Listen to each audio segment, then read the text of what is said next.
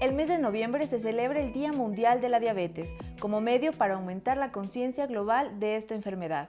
Es oportunidad perfecta para dirigir la atención del público hacia las causas, síntomas, complicaciones y tratamientos de esta afección que se encuentran en constante aumento en todo el mundo.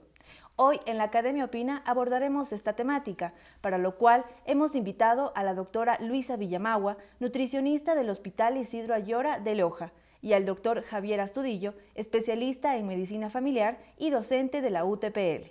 Bienvenidos. Muy amable, gracias. Empecemos, doctora. Sabemos que la diabetes es una enfermedad que afecta a gran parte o a gran número de la población, ¿verdad? Y para ir un poco entrando a este tema, ¿podemos tal vez definir qué es diabetes? ¿Qué es esta enfermedad? Claro, bueno, para algo muy sencillo, la diabetes es una enfermedad que se da cuando el páncreas no produce una insulina en la cantidad suficiente o no produce nada de insulina, o la poca insulina que produce nuestro cuerpo no la puede metabolizar o trabajar correctamente. También se habla de varios factores, ¿no?, por los cuales se puede contraer la enfermedad, y en eso tal vez hablamos de que es hereditaria. ¿Qué tan cierto es esto? Bueno, si hablamos, tenemos 3 tipos de diabetes establecidos, que es la diabetes tipo 1, diabetes tipo 2 y la diabetes gestacional. Entonces, cuando hablamos de una diabetes tipo 1, estamos hablando más que nada de una diabetes juvenil, ¿sí?, que se da por lo general en niños y adolescentes, que son pacientes o personas que tienen que manejarse netamente con insulina, ¿sí? Tenemos la diabetes tipo 2, que es una diabetes, sí, en parte hereditaria, pero que en la gran mayoría se da por malos hábitos alimenticios, malos estilos de vida. Y tenemos la diabetes gestacional, que como su nombre mismo lo dice, se lo da o aparece únicamente en un periodo de gestación, pero que luego de que termina el embarazo se elimina la diabetes, se va a la diabetes, pero que puede ser la mamita propensa a que en un futuro tenga diabetes. Doctor, ¿usted cree que influye la alimentación inclusive para el tema de prevenir la diabetes?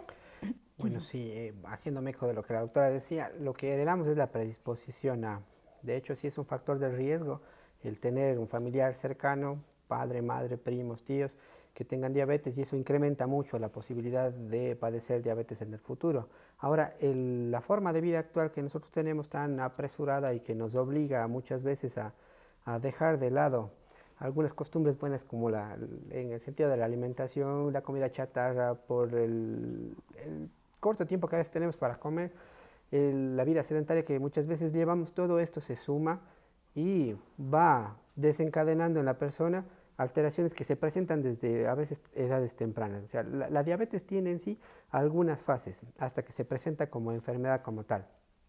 Lo primero es una resistencia a la insulina que se produce en la persona y empieza, lo que decía la doctora, el páncreas ya a no funcionar muy bien, pero se compensa en cierta manera. Y a eso usted le empieza a sumar todos los factores de los que estamos hablando: malos hábitos de nutrición, sedentarismo, el consumo de alcohol, el cigarrillo, ¿sí?, van generando que el páncreas se vaya cansando. Entonces llega un momento en que ya no produce la suficiente insulina como para compensar esa resistencia que el cuerpo tiene a la insulina, y empiezan a manifestarse ya todos los cuadros que se acompañan a la diabetes. Entonces es muy importante el estilo de vida en el aparecimiento de la enfermedad. Una persona quizá que consume mucho dulces, quizá es una persona que está más propensa a tener diabetes. No es tan así en el sentido de decir yo como bastante azúcar y me va a dar diabetes. Eso no es el sinónimo, porque no es que suba por consumir mucho. El problema es que eso se tiene que asociar a otros factores. Si yo consumo bastante azúcar, y entendida por azúcar no solo los caramelos o los dulces, sino los hidratos de carbono, todo lo que sea harina, pan, fideos, todo lo que a la larga se pueda hacer harina, que va a terminar formando glucosa, que es el nombre como conocemos al azúcar. Y si es que el cuerpo no responde de buena manera, obviamente va a tener diabetes, pero primero pasará por una fase de incremento de peso y alteraciones a nivel del cuerpo. Ahora, si es que hay un consumo de azúcar, no digamos tan amplio, pero si hay actividad física que consuma lo que se está ingiriendo, pues bueno, tendremos una menor probabilidad. No es sinónimo el comer azúcar igual a diabetes. Doctora, quizá nos puede comentar cuáles son los síntomas de una persona que quizá está sufriendo ya esta enfermedad. Claro, Bueno, tenemos síntomas que se llaman, bueno, poliuria, polidipsia y polifagia, que son los términos médicos que nosotros utilizamos, que se refiere a cuando el paciente tiene primero mucha hambre, no tiene saciedad, come, sigue comiendo, va muchas veces al baño y tiene mucha sed, tiene muchísima ingesta de agua y no calma la sed, ¿sí? De igual manera empieza con un poco de visión borrosa, de decaimiento, como hasta inclusive se puede llegar al desmayo. Quizá no, o algún tipo de síntomas, es decir, fiebre o quizá presión alta, vómito, ¿ese tipo de síntomas no se presentan? Cuando ya está una diabetes sumamente descompensada, sí. Por ejemplo, en el caso de pacientes que llegan por la sala de emergencia al hospital, llegan pacientes por lo general que hacen debuts diabéticos, que nunca han sabido que han tenido el problema o que tienen la glucosa elevada, llegan con glucosas de 500, 600 y ya llegan con un problema así, ¿sí? Vómito, náusea, inclusive puede llegar al desmayo. Entonces son síntomas ya, pero cuando hay una diabetes ya muy descompensada, con valores ya bastante elevados. Doctor, tal vez nos comentaba el doctor acerca de la diabetes tipo 2, ¿no? Que podría ser también un tema de que sea hereditario. Entonces, si un familiar nuestro sufre de diabetes, nosotros como el resto de la familia, ¿qué cuidados deberíamos de tener? ¿O qué tan regular deberíamos hacer la visita al médico, no? Bueno, hay recomendaciones al respecto, ¿no? Otro síntoma que también es característico para el diagnóstico de diabetes, aparte de los tres que la doctora indicaba, es la pérdida de peso. Esa persona come bastante, tiene bastante sed y por ende orina bastante, pero también empieza a perder peso, eso sí es de algo que nos hace sospechar. Hay veces que hay pacientes que no presentan estos síntomas clásicos, tienen solo sed o tiene solo aumento del apetito, pero ya nos puede hacer sospechar. Ahora, toda persona que tenga más de 45 años, que tenga un familiar que haya tenido o que tenga diabetes, que a lo mejor en algún control al azar le encontraron ya un valor anormal, no diagnóstico de diabetes, ¿sí? o que haya tenido, en el caso de las mujeres, alguna enfermedad que se ligue a la resistencia a la insulina, como por ejemplo los quistes de ovario, ¿sí? Que son en su base resistencia a la insulina, amerita ya hacer el cuidado. Nosotros racialmente tenemos una predisposición también a padecer diabetes a futuro. Si a eso usted le suma un aumento del perímetro abdominal, que el estándar internacional habla, si no estoy mal doctora, en 80 en las mujeres y 90 en los varones, hasta 102 le acepta como, pero ya si tenemos un perímetro abdominal aumentado, si tenemos un índice de masa corporal de más de 25, ya, es decir, ya estamos con sobrepeso, no necesariamente obesidad, eso nos obliga ya a ir haciendo controles. Claro. Y ahí hay un test que se aplica, que la guía del Ministerio de Salud Pública utiliza, que es el de FINDRISC, en el que nos da valoraciones 7, 8, 9, 10, hasta 20, y toda persona que en ese test ya nos dé un valor sobre 12, amerita ya hacer controles. Entonces, de hecho, si usted ya tiene incluso menos de 45, pero ya hay sobrepeso, hay aumento del perímetro abdominal, hay antecedentes familiares o alguna vez que le encontraron algún valor alterado, eso amerita hacer un control ya mucho más continuo, cada año, cada 3 años de los valores de glucosa para ir buscando en estas opciones que hay, o alteraciones anormales de la glucosa, o prediabetes, o en sí diabetes ya, y para eso también hay criterios que nosotros utilizamos para establecer justamente el diagnóstico. Y obviamente lo que usted decía, ¿no? Si es que yo tengo algún pariente que tiene, eso ya me está predisponiendo a, y si encima yo estoy viendo que mis hábitos y mi estilo de vida no es sano, pues me obliga más a hacer ese control y seguimiento. Muy bien. Para conversar un poco acerca del tratamiento, vamos a ir a nuestra pequeña pausa publicitaria. Amigos, ya regresamos con más de la Academia Opina. Quédese con nosotros.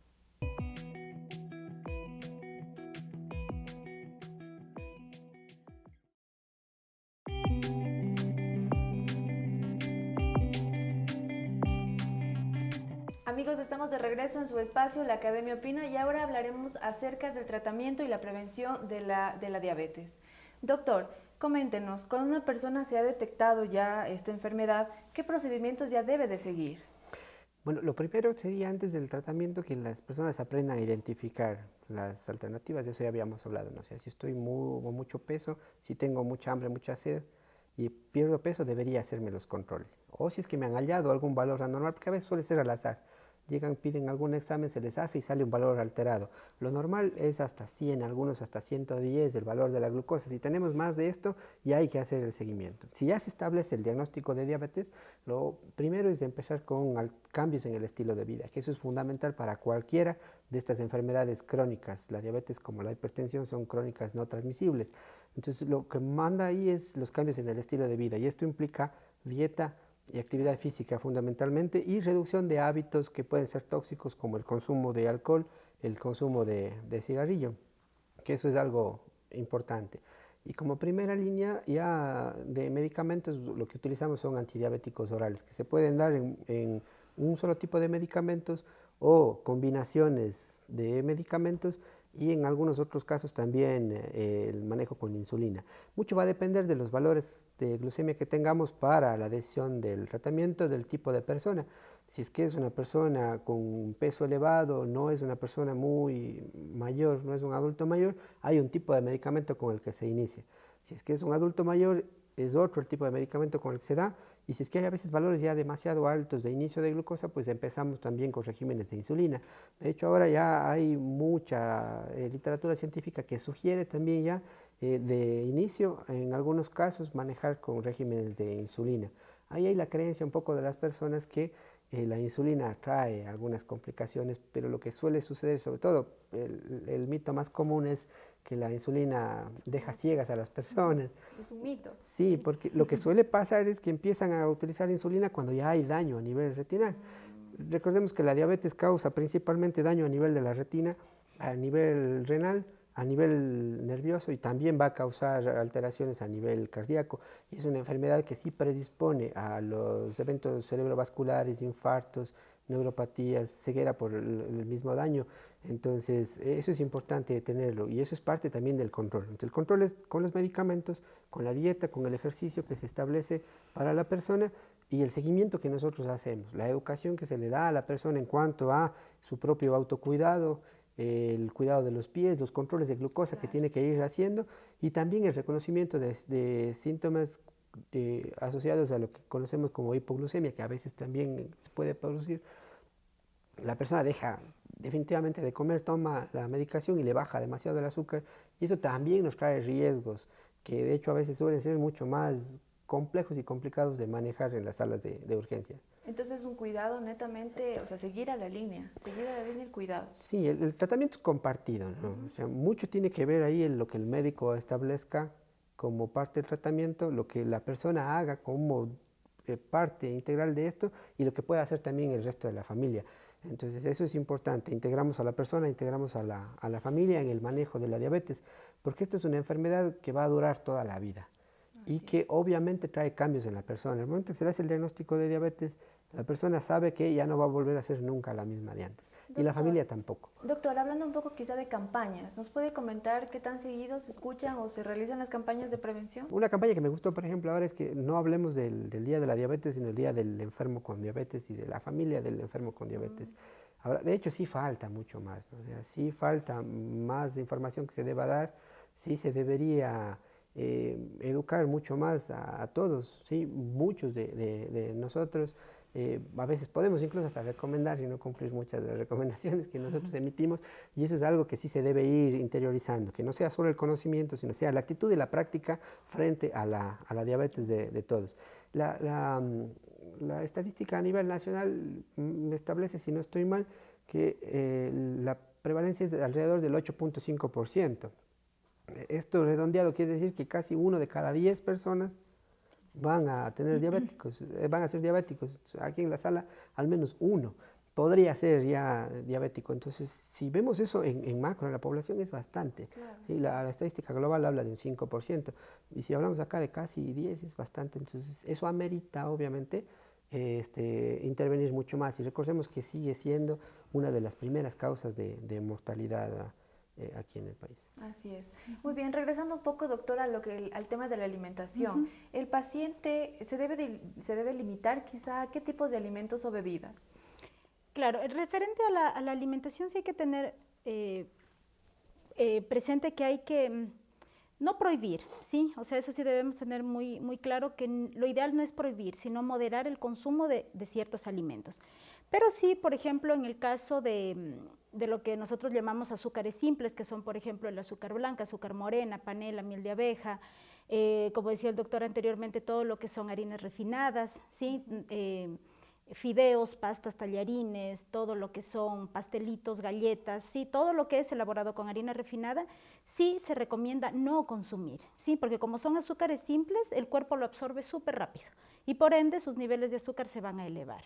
¿Sí? Entonces, sí priorizar el consumo de frutas, de verduras, de todo lo que son carbohidratos complejos o que nos aportan bastante cantidad de fibra. ¿Sí? En este caso, por ejemplo, puede ser, en el caso del pan, por ejemplo, consumir pan integral. No es el hecho de que ya no puedo consumir nunca más pan porque estoy con diabetes, no. ¿Sí? Siempre es importante saber escoger qué alimento debo comer y sobre todo qué porción de ese alimento debo comer o qué cantidad, ¿sí? Porque puedo yo dejar de comer arroz o puedo yo dejar de comer pan, que son los alimentos que la gran mayoría de personas los sataniza, ¿sí? Dejo de comer arroz, dejo de comer pan, pero sigo subiendo de peso o mis niveles de glucosa siguen por las nubes. Claro. Pero ¿qué pasa? Que deja usted de comer pan, deja usted de comer arroz, pero come mucha yuca, come mucho mote, come mucho plátano, ¿sí? Entonces son carbohidratos que hay que tener mucho cuidado, ¿sí? Entonces no es el hecho de dejar de comer, sino que aprender a controlar la cantidad que usted come de ese alimento, ¿sí? Entonces siempre se dice que hay que tener mucho cuidado con el exceso de frutas y de carbohidratos, ¿sí? ¿Por qué? Porque son los alimentos que más aporte de azúcar nos dan, ¿sí? Entonces las frutas son muy saludables, deben formar parte de la alimentación de todas las personas y lógicamente mucho más de los diabéticos, pero dentro de las porciones correspondientes, ¿sí? Hay muchos pacientes, hay muchas personas que realizan su alimentación, tienen su alimentación basada todo el día en frutas, ¿sí? Y es una persona que quiere bajar de peso, pero no puede bajar de peso, ¿por qué? Porque está con un exceso de azúcar de fruta, ¿sí? El paciente de igual manera diabético, se comió una ensalada, una buena porción de fruta en el desayuno, a las 10 de la mañana 2 mandarinas, en el almuerzo terminó el almuerzo y otra naranja, ¿sí? Entonces pasa comiendo fruta durante todo el día, entonces sus niveles de azúcar se elevan, ¿sí? Entonces la clave aquí realmente es la cantidad del alimento, ¿sí? Pero sí tener en cuenta los alimentos que de preferencia no debe consumirlos, ¿sí? Entonces, como decía, todo lo que es azúcar, chocolates, caramelos, pasteles, galletas, ¿sí? Entonces, si se tiene un buen cuidado de la alimentación, el 99% de todos sus días, el día que tenga usted algún cumpleaños, un compromiso y le ofrezcan una rodaja de pastel, una bolita de helado, no va a afectar, ¿sí? ¿Por qué? Porque el 100% de su alimentación es correcta, ¿sí? Entonces, un pecado o una ingesta de estos azúcares de vez en cuando no le afecta, ¿sí? Pero si usted realiza o tiene este tipo de alimentación siempre, va a tener una diabetes descompensada siempre, ¿sí? Entonces, la clave es, como digo, no el prohibir, sino simplemente moderar el consumo de ciertos alimentos. Muy bien, doctora. Para finalizar ya esta entrevista, doctor, ¿nos puede comentar desde su punto de vista cuál es el papel que juega la familia para una persona que tiene diabetes? Bueno, la familia tiene un rol muy importante en cualquier enfermedad crónica, ¿no? Es la que empieza a echar mano de todos los recursos para modificar o para reorganizar todo lo que sucede en una enfermedad crónica. El hecho de que una persona de la familia tenga una enfermedad crónica obviamente altera todo el sistema familiar, porque la familia tiene que reorganizarse para adaptar su forma de vida a la forma de vida de esta persona. El cambio de dieta, el cambio de hábitos en cuanto al ejercicio, la misma hecho de la medicación, los controles, el seguimiento, el aprender a reconocer complicaciones. Entonces, todo esto es importante y algo que es fundamental es justamente educar a la persona para que no se vuelva el paciente con una enfermedad crónica una carga para todos en la casa.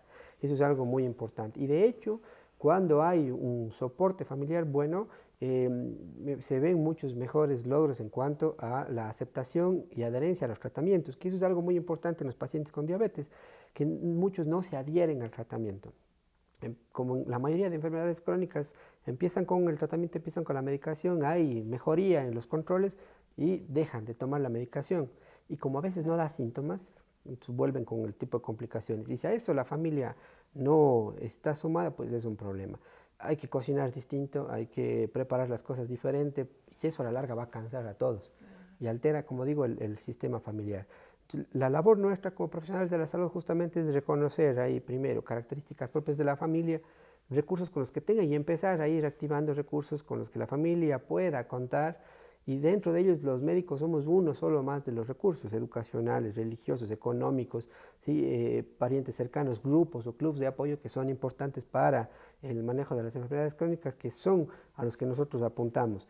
Y también el manejo comunitario de la enfermedad, que es algo también muy importante, ¿no? Si estamos viendo que casi el 10% de la población tiene este problema, pues obviamente en la comunidad también se deben ir generando estos espacios para que se pueda ir compartiendo, hablando y comentando las experiencias.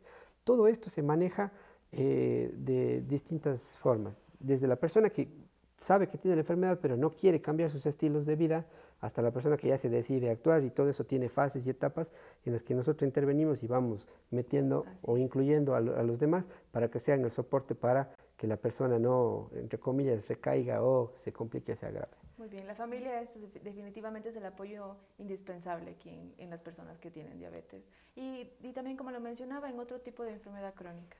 Queremos agradecerles por su presencia, ha sido un gusto poder compartir en este programa acerca de esta enfermedad tan importante, y también esperamos que lo que hemos conversado, nuestro público también lo pueda llevar a cabo. Muchas gracias. Muchas gracias. La diabetes, si no es controlada adecuadamente, puede ocasionar complicaciones crónicas o daños en su organismo que pueden causar graves problemas a futuro. Por esta razón, es muy importante que todas las personas con diabetes y su familia reciban una adecuada información y educación con respecto a esta enfermedad. Esto ha sido su espacio, la Academia Opina. Hasta la próxima.